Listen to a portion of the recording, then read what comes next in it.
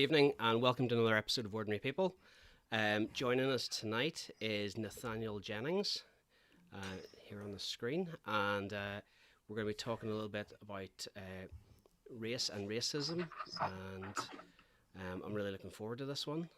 Not that I'm not looking forward to any of the other episodes, but I heard Nathaniel speak a couple of weeks ago at a lunchtime session. It was very, very interesting, so looking forward to it again.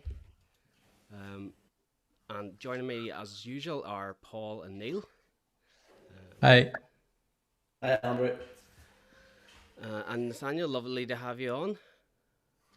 Thank you for this opportunity. A real privilege. Neil, do you want to start in with the questions? Yes. Or 100%. Yes, great. Thanks for the introduction, Andrew. Good to be back on with you and Paul, as always. And a real treat to be joined by Nathaniel as well tonight. Nathaniel, just really quickly, would you just, before we get stuck into this, just tell us a wee bit about who you are, what you do, a wee bit about family, before we get stuck into the meat of this. Is that okay? Sure. So I'm joining you from East Belfast, where I've lived for the last 10 years or so. I'm the area rep for OMF International, which is a mission agency. So I'm their rep for Ireland, but based in Belfast. Live here with my wife Donna, who works for the Evangelical Alliance, and our two kids, Micah, who's 12, and Tabitha, who is 10. Is that enough? Perfect. We should just say at this point, for those that are regular listeners, you will have heard Donna in one of our earlier episodes. So I think it's safe to say that this is the first husband and wife team that we have had. Wow. Yeah. And if you're not a regular listener, go back and find it and listen to it. Yes, it was wonderful. Yes, so Nathan, you mentioned OMF, and we will pick up, I think, a wee bit of what your role within the mission agency, the impact that has on this issue that we want to talk about.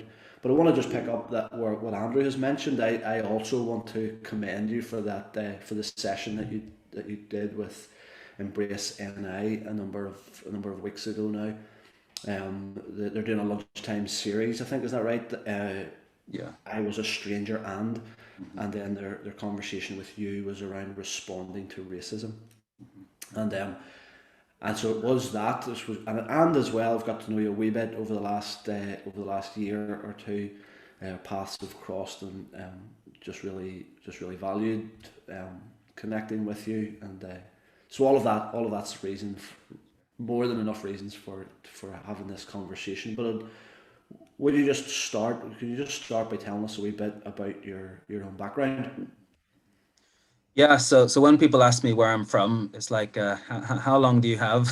Because I kind of have to tell people about my family tree, because it's quite interesting, shall we say. So my dad is a white American. His family, of course, all claim to be Irish, as half of America does. That's right.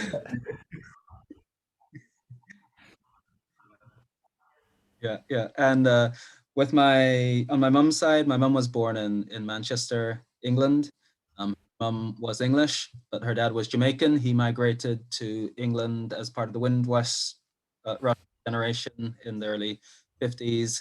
But my parents felt a strong calling to Bangladesh when they were young adults, and they went to that country in the early 70s, met there, married, and they're still there. They've kind of made it their home. So I was actually born in Bangladesh, brought up there, but then did my secondary school and university in England before returning to Bangladesh to work. And that's where I met my own wife, Donna, who was working in the same Christian school from East Belfast. She had qualified in Stranmillis and then gone to... Oh, did you meet in Bangladesh? So we actually met in Bangladesh. I didn't know that. It was not on my radar at all before I met Donna from East Belfast in Bangladesh. So wow, it's strange, yeah. That's amazing. Yeah. Thanks for sharing that, Right. Nathaniel. And so I suppose we want to get right into the meat of the conversation, and was the first question we wanted to ask around race is your experience of that. Have you experienced racism, or how have you experienced racism due to your colour? Yeah. So I guess some of you can see me. Those who can't, my complexion. I often get mistaken for being Middle Eastern or North African. Some people think I'm Cuban, so I seem to have one of those faces. But probably in Northern Ireland, most people can tell I'm not from here, and I've certainly my color has affected the way I've been treated in certain contexts. I think I became really aware of that when I was in a white majority school in Manchester and received a lot of racial abuse, and certainly verbally, from other kids, and just learned to live with that. Um, Later on, I guess experienced a lot of being singled out, maybe for suspicion because of my appearance. I seem to always be the one in airports stopped and interrogated and asked to unpack my suitcase and asked all kinds of questions about where I was going and why. And so I'm a British citizen through my mum, but I was often made to feel like you almost have to justify where are you really from, why are you here. Uh, Even to the point of not so long ago near Stormont, I was stopped by police, and the guy said something like, "I'm going to let you off with a warning, and this won't affect your visa, and you won't be deported." And I was thinking, I'm a British citizen with the same rights as anyone to be here, but being made to feel like somehow I don't quite belong here. So I think it's that sense of there's some explicit racism, but also some sense of not quite belonging, and because of my appearance, that, that's hard. Yeah, Well, yeah. how do you never want to get used to that? How, like, what is your reaction to those sort of things, Nathaniel? Mhm. Whenever, like, is it anger, or what is your emotions in moments like that? Yeah, I think you often feel a sense of shame and humiliation. Um, I think the Lord has. I mean, I'm aware people have experienced far worse things than I have, but from what I've experienced, I thank the Lord. I'm not bitter against those people. I think it's a shame. It's disappointing, and it's sad that they have attitudes which inflict hurt towards people. Yeah. And I guess I want to um, help break down those stereotypes and stand up for others who are experiencing discrimination, but also to hopefully someone by meeting me, someone who they consider foreign and not white, and the way I behaved and act and the grace I show, that will in some way Yeah. do maybe some of the prejudices they have. So Very good. I'm a good witness as a Yeah. Christian first and foremost. Yeah, and Uh, again, just to go back to the seminar that you did host, I just so appreciated your tone, Nathaniel, and your posture, and I thought it was like just really helpful for people, really helpful for the church as well. Um, it's worth just pointing that out again. But just while you're talking there, I my wife was given a book to read with the organisation that she works for.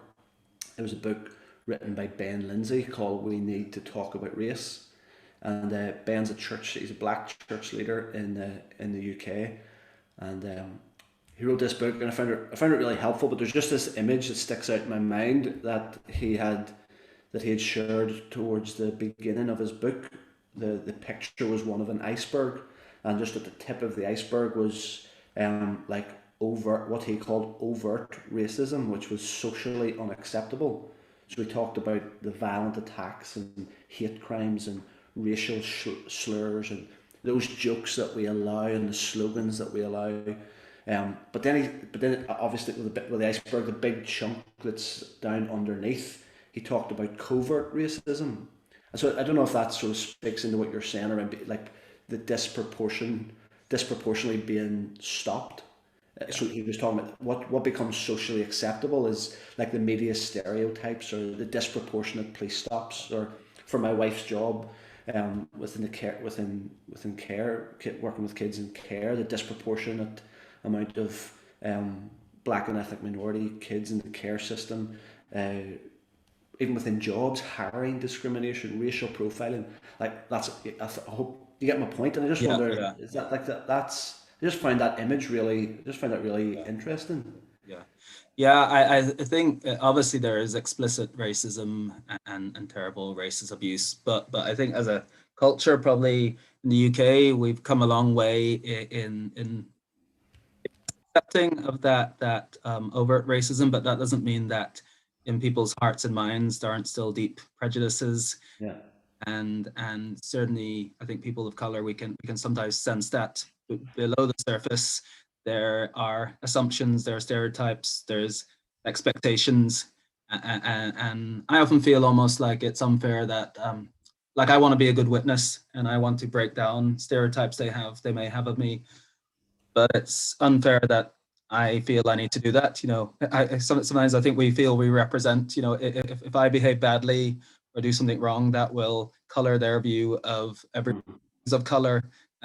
Whereas if a white person does something wrong, you'll say, oh, well, he's just not a good person, or he's a plonker. But if someone of color does, it'll be, oh, that's typical of those sorts of people. Yeah. You feel this pressure that you have to almost Yeah. work and try harder to not fall into stereotypes. Many people do have, even if it's quite subconscious. Yeah. Wow. Well, that's so interesting. Mm. So to bring it a wee bit closer to home, like have you experienced, like is there, like in your opinion, is there, and to what extent have you seen racism within Northern Ireland? Mm-hmm. So I mean, even my most recent, and I think God's given me some sense of humor sometimes, because some of it is just stupidity. I was walking with my son who has autism along the coast in Donaghadee last week, and Mm-hmm. three teenagers cycled by and they all started yelling Allah Akbar at me. Like, and I kind of laughed at, well, how stupid, what's that got to do with it? But they looked at me, beard, could look Middle Eastern, probably assumed Mm-hmm. Muslim, and decided to shout these slogans, which I guess in their view, Muslims are terrorists, and these are the kind of things, So and maybe that didn't hurt me as much because I'm not a Muslim. I just thought, Mm-hmm. these people, but that's what people have to cope with. That kind of blatant racism, and then yeah, the more subtle stuff as well. But a lot, I live in a more probably affluent area of East Belfast, and our street here is quite middle class, and people are polite, and there's actually a good sense of community, and I've been welcomed. I have friends who live in estates or other parts. I have a Sudanese friend. He says every day when he walks down the street, he's called racist names. Wow. I know a taxi driver who's think he's Kurdish, and constant racial abuse from other taxi drivers and from passengers. So I'm aware. I am maybe partly immune because I mix in maybe Christian circles and with more polite segments of society. But there's a lot of racism that goes on, and the Belfast multicultural centre Yes. burnt down a few months ago. I think now racist crimes have overtaken sectarian crimes in Northern Ireland. So anyone who tries to say this isn't really an issue is in denial, because it is, and it's not by everyone everywhere. We all have very different experiences, but it is an issue that plagues our our society. Yeah. I, I didn't realize that. So I heard you right. Racist crimes have now overtaken Yeah, yes. I sectarian think crime. in terms of reported to the police, there's more racist Wow. crimes now than sectarian crimes. So you've been back here 10 years, Nathaniel. Is that Yeah, right? yeah. In Northern Ireland. And so even with, so what changes have you seen in the 10 years that you've been here? Have you seen changes with regards to diversity and sort of people's attitudes? Has the increased diversity helped, or is it Yeah. got worse, or what do you think? Northern Ireland's definitely become. I think I first visited Northern Ireland to visit Donna and her family in 2004, and it's certainly a lot more diverse now than it was then, and certain parts of it, like South Belfast. And I remember at that time, if I saw another person of color, we'd almost wave at each other because we're like, "Oh, there's looks like me." And whereas now, it's in a way nice to feel there's more diversity. You don't stand out as much. You're not as much of a novelty. And I think as people have got to personally know people of different backgrounds and cultures, a lot of people have opened and broadened, and they become more accepting. But with that increase, there's other people who've reacted differently with fear, prejudice, and a sense that these people are not welcome. So I think there's probably both. There's been improvements, but there's also been, I think, resentment, and yeah, always aware. And I guess you never know what kind of person you're going to meet. Someone who Yeah. sees your difference as something good and something to be welcomed, or as something to be suspicious of and Yeah. feared. Yeah. Interesting. I suppose like we're wanting this podcast to go beyond the church, but at the same time, there's no hiding from the fact that we're part of a local church here in Rich Hill, and so I know that that's a world that you're familiar with, that you're involved in, Nathaniel. And so I suppose when it comes to the church, or it comes like do you think the church should be involved in this conversation and talking about race and racism? I think they have to be, because the world is talking about it. It's in the media. It's on the internet. It's an issue that people are grappling with. And if the church stays silent, I think they're either indicating they don't care, or they're indicating that they're irrelevant. So when Christians find themselves in the real world and they have to engage in conversations or issues or process things they're hearing, if the church is not speaking into it, if they're not being given a biblical perspective, they will find perspectives from other places. Yeah. And I have to say, some of those sources are scary. You go on YouTube and you find what all these self-proclaimed prophets and pundits are telling us about race and racism and identity. There's some really unhelpful stuff out there.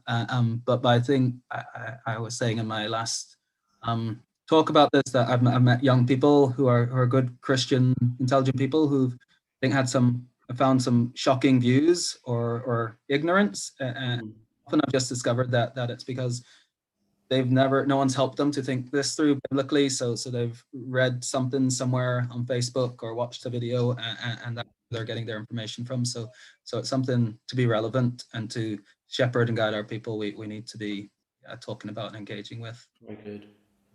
That's really helpful, Nathaniel. That just that idea of like that simple, should we be talking about it? Yes, because it indicates, if we don't, it indicates either we don't care or it's irrelevant, and that's I find that really helpful. I think even I just find that line helpful for so much, not just for the area of racism, but for many other areas, because I think that can be the cause of real disharmony in churches, but actually also in society, whenever we allow this othering to take place. Yeah. Like, so whether it's the issue of race or whatever the issue is, when we allow that othering to go on without addressing it, definitely, it's really unhelpful. And as you say, people are going to get their information from somewhere, so it feels like a real responsibility on the church to be communicating something. Can you help us, Nathaniel? Can you give us an idea how we can do that in a way that is helpful and also constructive? Yeah, I think we have to keep saying.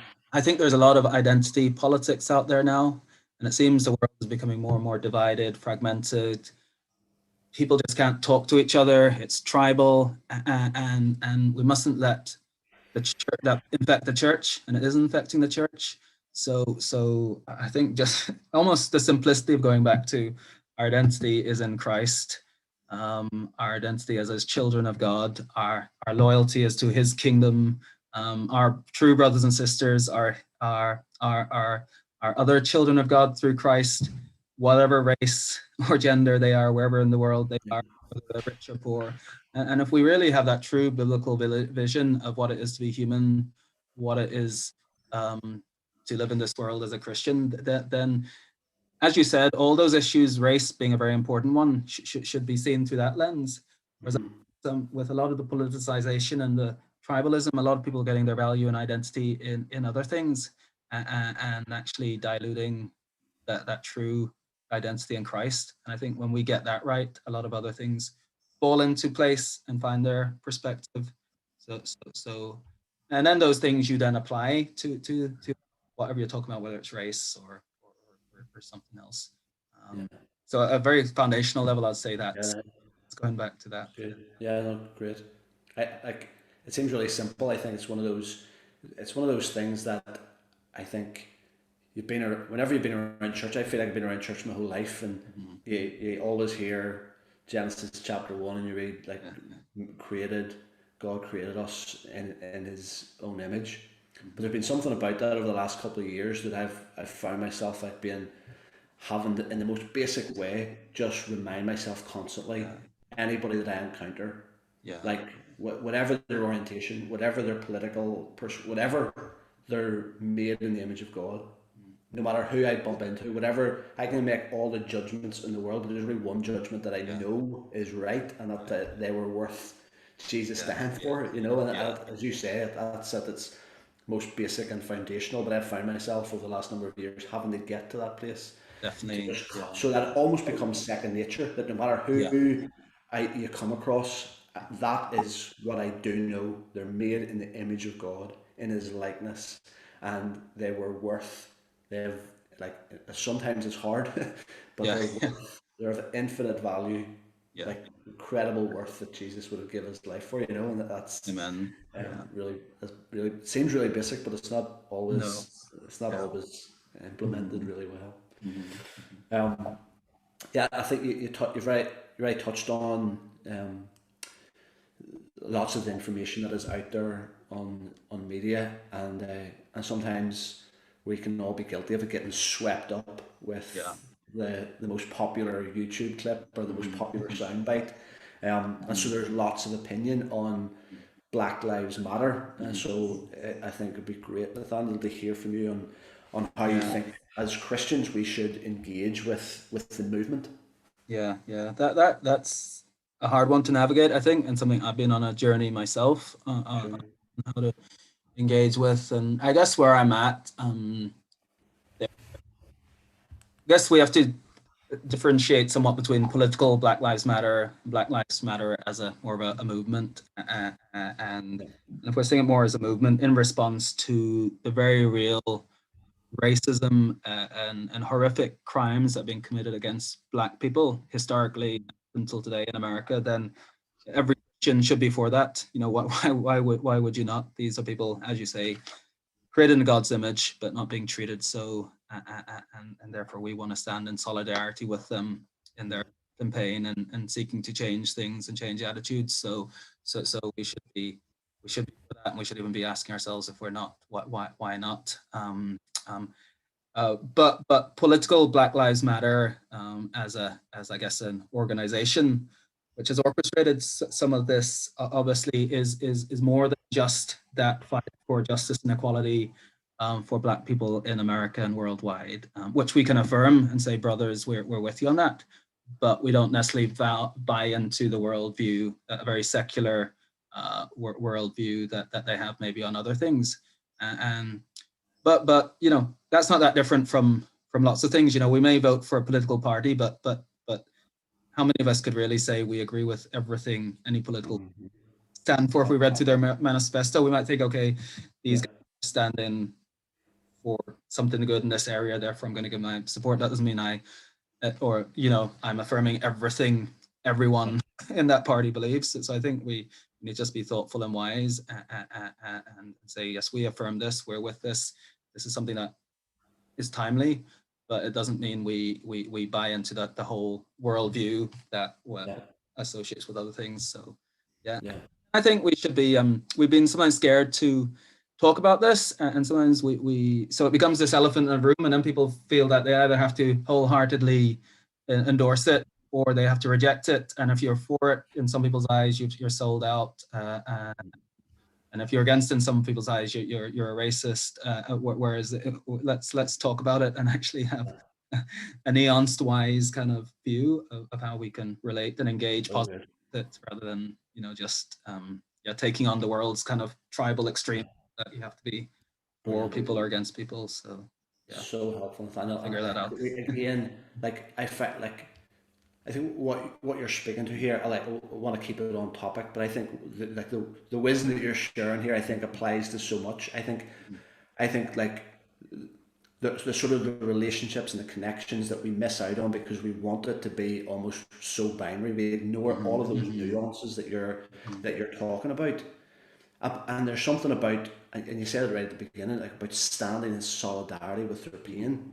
And I think there's something about that there'll be times where we commit ourselves to do that, that it will look to others that it's, I don't know, whether it's compromise or what it is, but whenever you're involved in the nuance, whenever you're involved in those, willing to sit down and pay attention and listen, then like that, we prefer the black and white, don't we? We prefer to stay in that like either or category, but so many of these issues, life's just not like that, and so I think what you're speaking to there is really, really helpful, Nathaniel.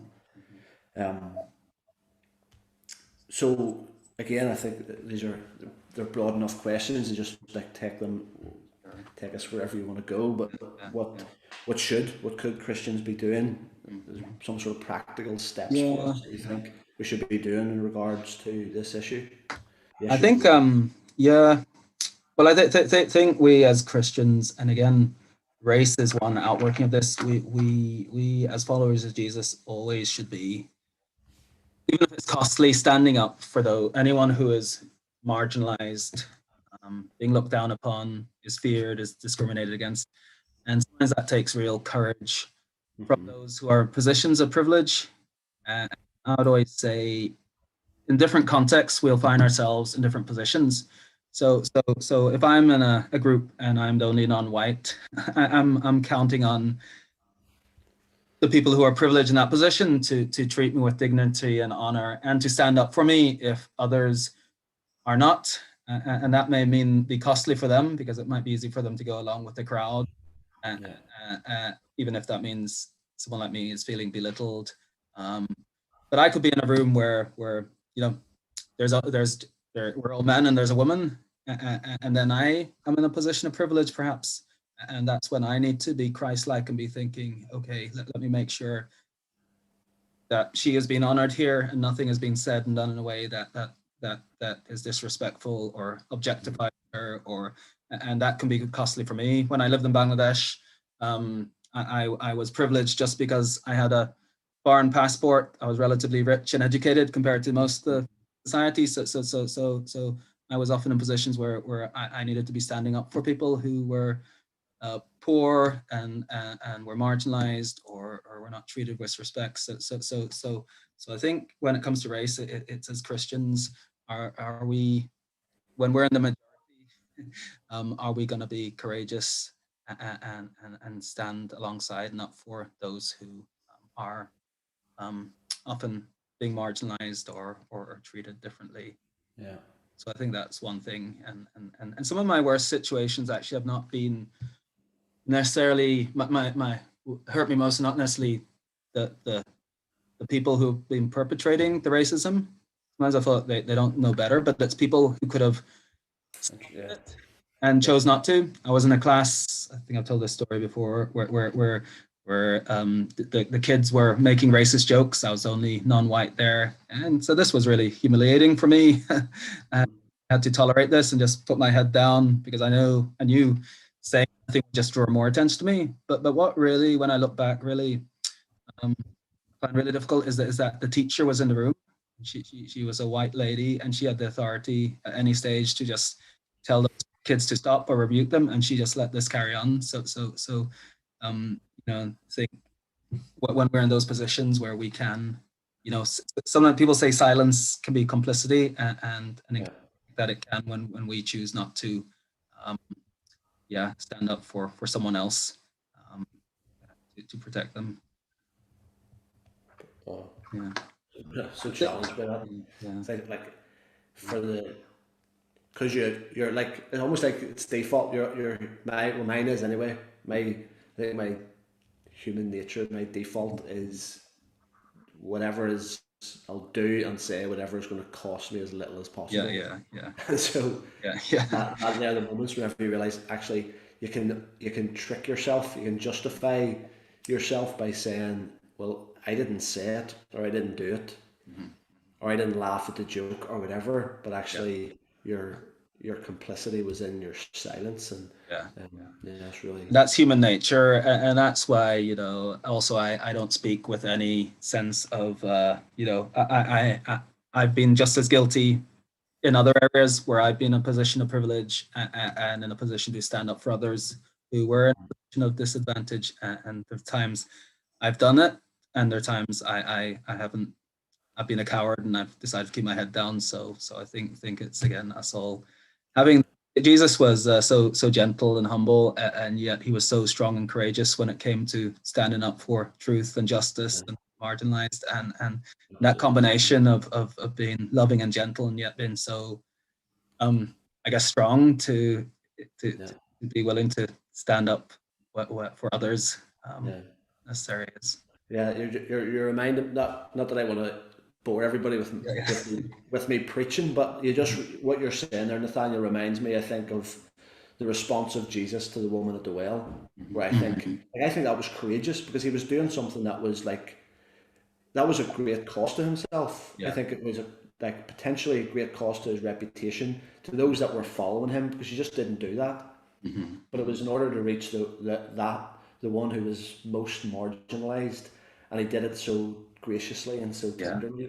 Yeah. And that was my favorite part, actually, of just reflecting on the resurrection story recently, was how the account of Mary Magdalene, where there was probably nobody in a way more marginalized than her, but he reveals himself, he makes himself known, and he gives her the first go of the gospel. He gives to this woman, the minority, marginalized woman. It was incredible. Absolutely, yeah. And the impact that then has on the person who's marginalized, because if we're talking, we want to be countercultural witnesses who are different, that then if you're the one who out of a group at cost yourself stands alongside that person is gonna, why they're gonna ask why, aren't they? And then say, well, it's not through any goodness or my own strength, it's because of who my allegiance is to, and trying to follow his example and do his will, and it can be great missional opportunities as well when we stand alongside people. And isn't that what you want? You want to live in such a way that people will ask why. Yeah. What is the reason for that? The hope that you have, why do you treat people like that, or why are you so countercultural, as you're saying, Nathaniel? And on that, I suppose, on that note, the idea of being countercultural, give us a quick overview of who OMF are and what they do, and then what this issue has got to do, in your opinion, with issue. Yeah, so OMF has a long history. Started with Hudson Taylor and the China Inland Mission, and very much in a time when I guess the churches were full in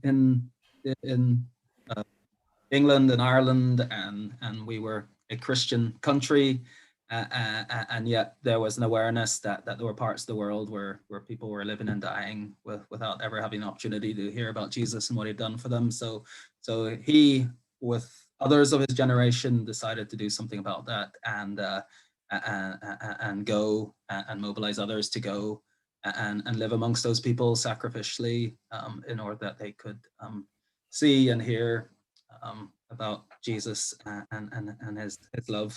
And I think that's still at the heart of what we're doing, because though sometimes I think we've lost that sense of urgency, there are still parts of the world where there is no Christian witness. And as long as that's the case, I think wherever there is a Christian witness, we need to be concerned about where there isn't. whether that's considering going or sending or funding or just praying is just important. We need to have that concern for God's world and His creation and where He's not known. So it's still a pioneering ministry that would give churches the opportunity to send those called by God to places to proclaim Him. But increasingly, obviously, the world's changed and Asia's changed. So more and more we're working in partnership where there is a local church, strengthening them and working alongside them, or even training Asian. We now do a lot of the pioneering work, but really there's a job still for partnership between the church in the West and the church elsewhere in the world. But also as the world has changed, many of those people who we would have gone to Asia to reach are now living in our communities, in our doorstep. So they're, Hudson Taylor founded the China Mission for people to get on a ship for 6 months and sail to China. Now there's hundreds of mainland Chinese students in Queens. So why would we not be concerned for them? They are befriended, and Christ is shared with them, and they come to faith and they go back to their own country, positions of influence. Think of the gospel impact that could have through their networks and their families and their friends. So that's meant we very much so have a real. We see the mission on our doorstep as well, culturally, and as well as doing that ourselves with many of our workers maybe have expertise in having lived in other parts of the world. They know language and culture, and they're doing that now with those people groups, maybe in the UK and Ireland. But also really equipping churches and Christians to have that real global mindset that reach the nations, but realizing those nations are often now, right in their community, and challenging them and equipping them then to reach out to them and think about that the great nations can be reached, right here, which is maybe if we had you talk about Christian perspectives on migration and people and Ireland becoming more diverse, and the fear and the prejudice, but wouldn't a Christian perspective be to think of the opportunity and the goodness of God to bring move people around the world and bring nations on the doorstep who we can share our faith with, where we couldn't have dreamt of it, a generation ago. So trying to, I guess, encourage that kind of mindset and then help people to do that. Yeah, like as you cast the vision for that, Nathaniel, it's hard not to get feel excited about the possibilities of that. Yeah, that's really good. Thanks for that. I think we're coming near to a close. I know Paul has Paul's a couple of thoughts. I don't know, Paul, if you want to take this opportunity to. Yeah. I don't know if you've had you've been doing a bit of work with Embrace NI. And one of their things is around asylum seeking and refugees and so on. I wonder if you could say anything about do you know much about kind of where politically we are with as far as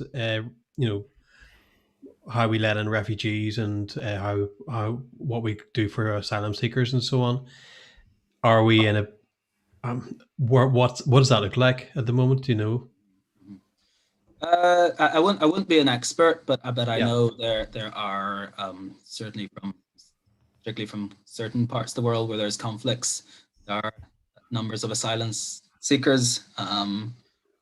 Highest concentration probably in parts of Belfast, South Belfast, but also say Syrian asylum seekers scattered around Northern Ireland, and some sensitivity around that because, as we said, not everyone is welcoming to these people, which is very sad.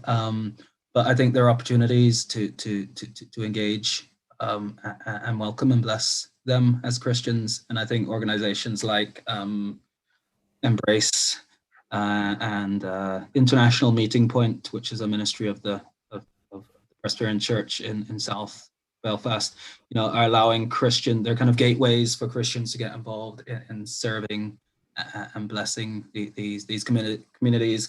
I think politically, we could, country like UK could take far more. We have the resources and the space and the capacity to welcome a lot more desperate people but that is controversial, and we often think, oh, we're overwhelmed.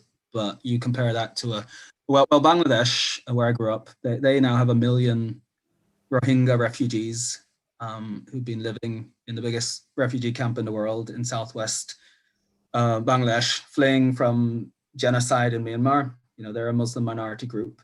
Bangladesh opened their borders and now are looking after 1 million people. We think we complain when a few thousand Syrians come. I think Lebanon as well. People talk about with the Syrian war, just something like 30% of their population is now Syrian refugees, and the church is reaching out to them. So I think we can, even as Christians, we can lose perspective of.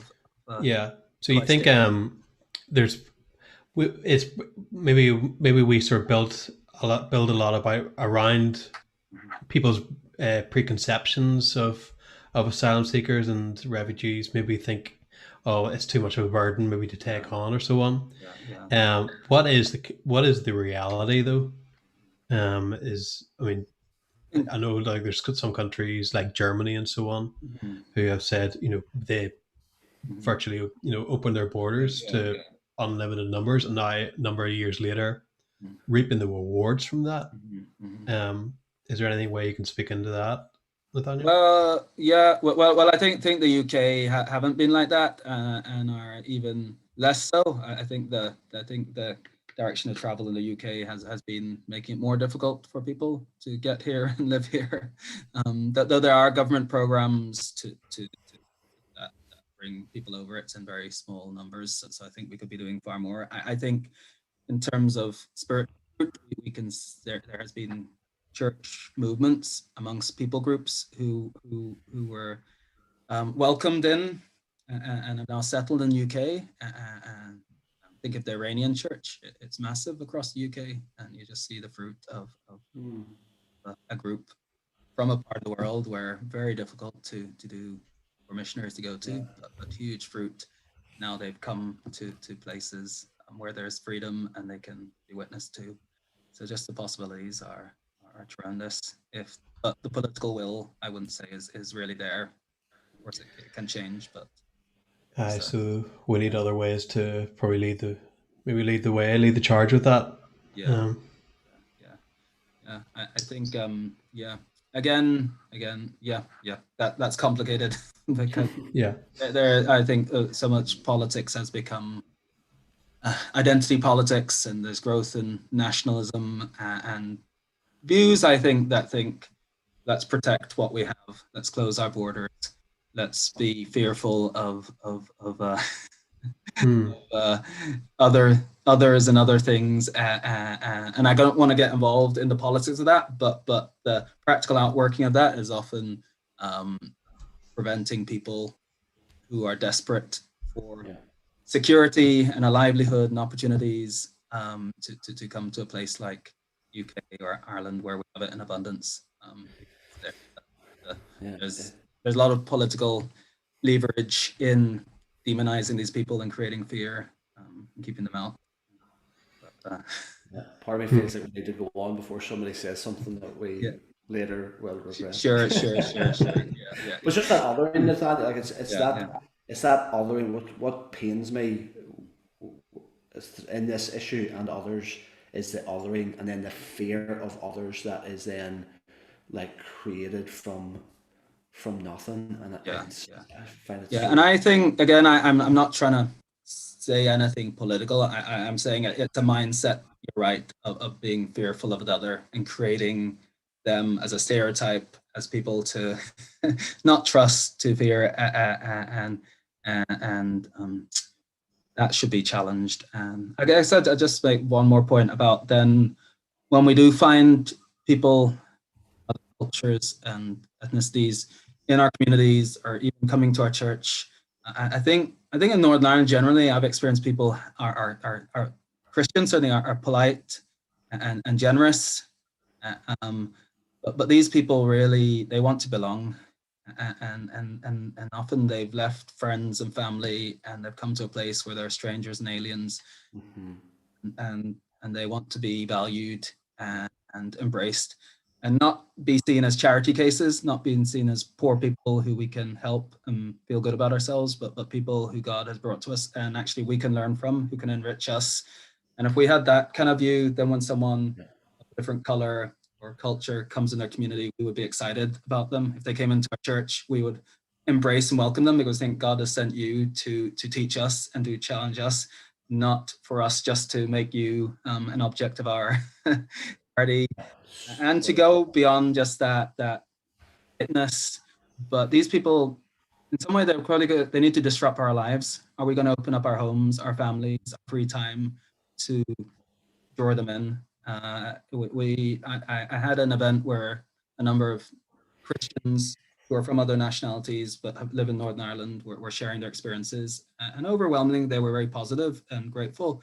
But there was a repeated theme of we want to belong, and often we felt we're kept at arm's length. People are, they're nice, but we want to feel part of the family, and I think we as Christians, I'm talking about myself as well, that hospitality needs to be probably more radical and more generous, and it's going to be costly, because it will disrupt our life as it is. Yeah.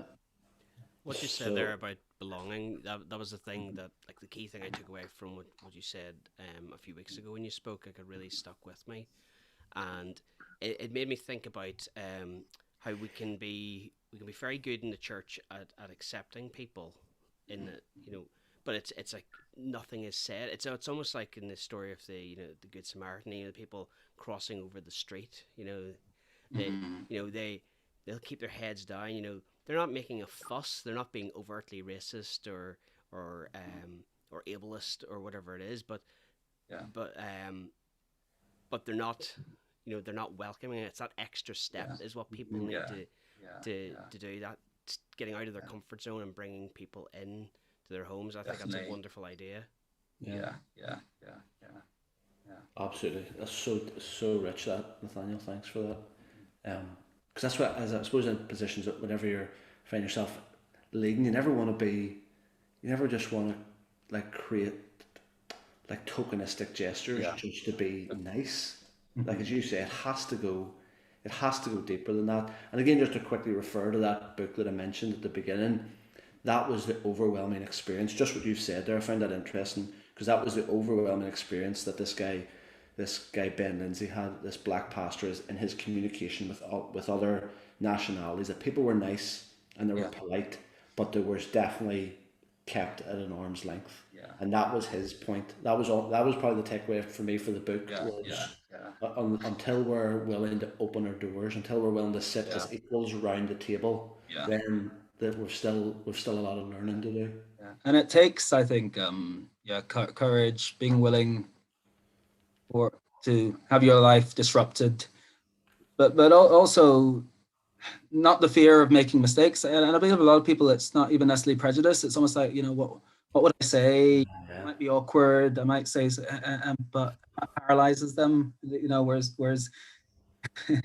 but I think you keep it simple, and you're friendly to someone, you're welcoming to someone, you smile, you take an interest in their lives. Maybe you don't know what to say, but ask them about their families, their background, and that just draws people in and opens up relationships and conversations. But I understand that it takes awkward first steps, and you will make mistakes, but that love covers a multitude of sins, and it's not an excuse not to do it.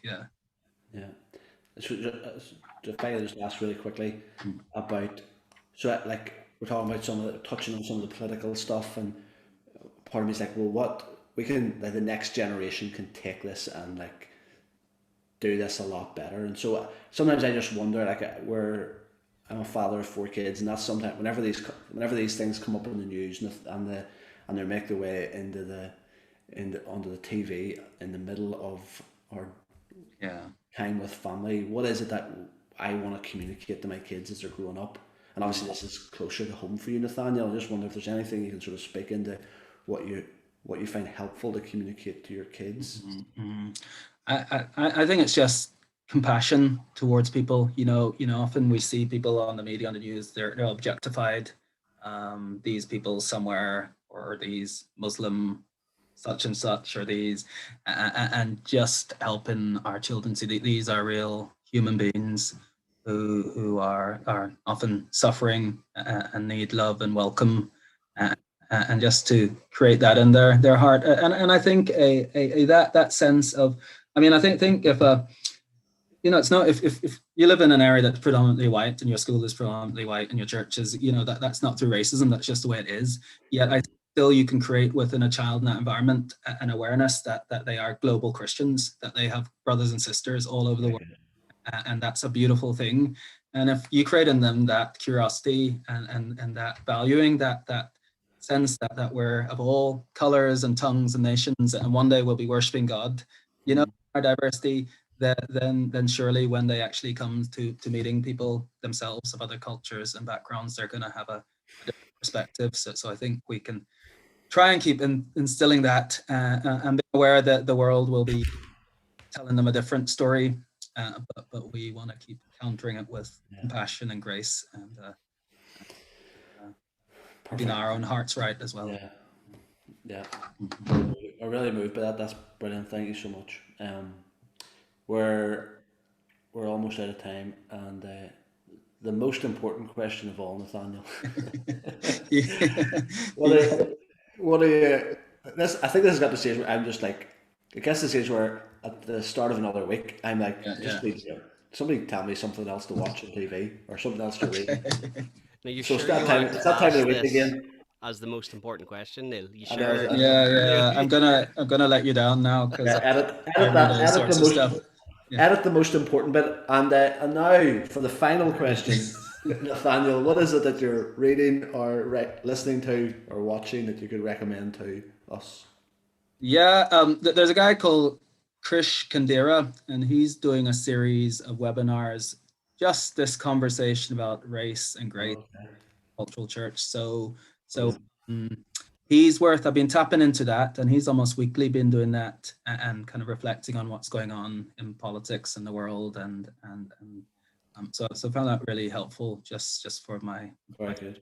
I think anyone is welcome to that. There's a book I'm aspiring to read. It's called Stewards of Eden. I feel like creation care has become an increasingly big thing we're thinking about in OMF. So I'm reading this book to inform myself in an area I admittedly don't know too much about, and I always love reading the Jesus Bible. For some reason, maybe it's my mental capacity. It's just beautifully written, and familiar stories somehow come alive when I read again, and that. So. For some reason, every time it comes to Easter, I always find myself looking for the Jesus Storybook Bible for that whole week. I just really appreciate it. It's just beautiful to read, isn't it, for yourself and with a family. I think the adults and the kids get out of it. Yeah. Very good. Well, I wonder if that's let us know how you're getting on with that creation care. Is that what? Sure. I think we're just sort of dipping into it, like really interested, and hearing Tear Fund and other it just seems to be really, really on the radar of lots of we're really leaning into that. So it'll be good.